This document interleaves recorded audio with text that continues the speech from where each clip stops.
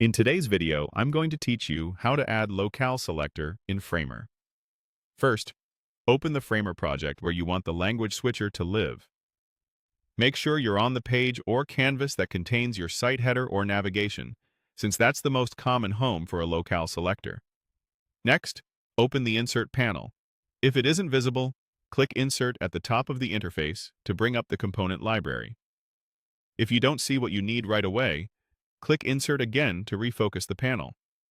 In the library, locate the interactive category and click it to expand.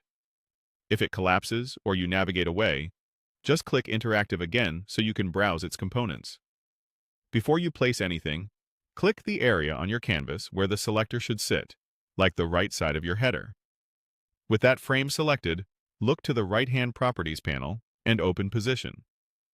Confirm the alignment you want, such as pinning to the top right, so the selector remains anchored in a predictable spot. Open Size and decide whether it should hug contents or use a fixed width and height.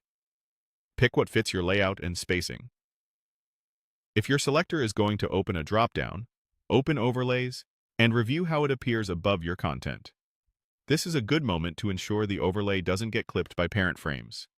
Then open Styles to prepare your visual choices. We'll use the Inter typeface for clarity and consistency. While you're here, set the colors you plan to use. A light neutral, like Hex E for backgrounds or strokes, and Hex 000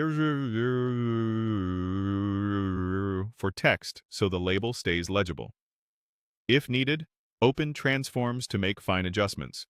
You'll usually keep rotation and scale at their defaults, but it's helpful to know where these controls are. Now return to the Insert panel, stay within Interactive, and click Locale Selector to drop it onto your selected frame. If your page is built with a scroll section, select that section to confirm the selector sits inside the correct hierarchy, so it scrolls and sticks as intended. If your project uses custom logic for languages or needs to sync with site-wide state, open Code Overrides. This is where you can wire the selector to your localization setup and map locale codes to the pages or translations you've prepared. Keep your overrides minimal and focused so the UI stays responsive. When everything looks right and behaves as expected, click Publish to push your changes live.